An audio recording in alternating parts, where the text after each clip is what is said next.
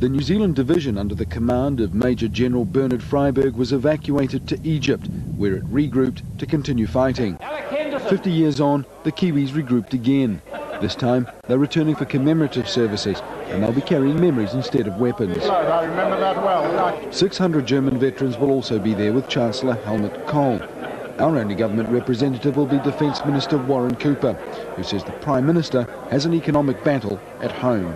In this particular case, we have to fight the economic, the social woes of the country at home, and we're going through budget rounds and other things. But for those who fought in the campaign, the ceremonies are only part of the trip. Going back for some of your own compatriots, some of the people with whom I was there. I think that's important. I remember going back in 1955, I think it was, and it was hard to walk anywhere through Galatas without being besieged by numerous people. For the veterans, the return to Crete is a 3-day journey that will take them back 50 years in time. Spiro Anastasiou, One Network News. Sam Ngaropo's Gulf War happened half a century after another famous Kiwi military campaign. That was the Battle for Crete. Today, Wellington's Greek community commemorated those who died defending the Mediterranean island. They were joined by New Zealand veterans, Cretans and the Greek Defence Minister. Here's Carolyn Weston.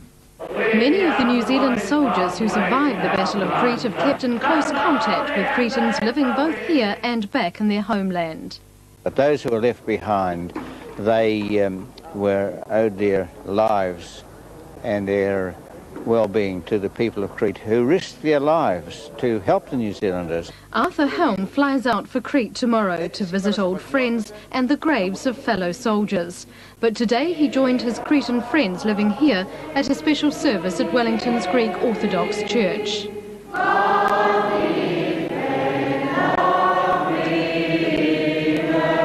Greece's Minister of Defence, Alexandros Papadopoulos, is in New Zealand for the celebrations, a special guest at today's service.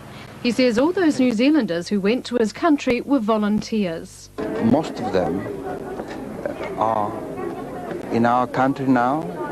The graves are there, and we honour them for their sacrifice in Greece. He's amazed to find almost all New Zealanders remember the Battle of Crete. More celebrations are planned in Wellington tomorrow and Monday. Carolyn Weston, One Network News.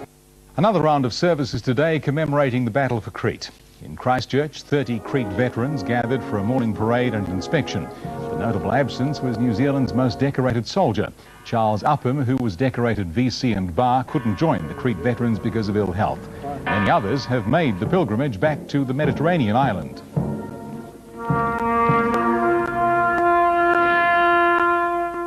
A special commemoration service was also held in Wellington to remember the Kiwis and the Cretans who gave their lives defending the island. We will remember them. We will remember them. Many have called the Battle of Crete the Gallipoli of the Second World War, the casualties high, the men brave. No one could ask more than the soldiers who fought on Crete.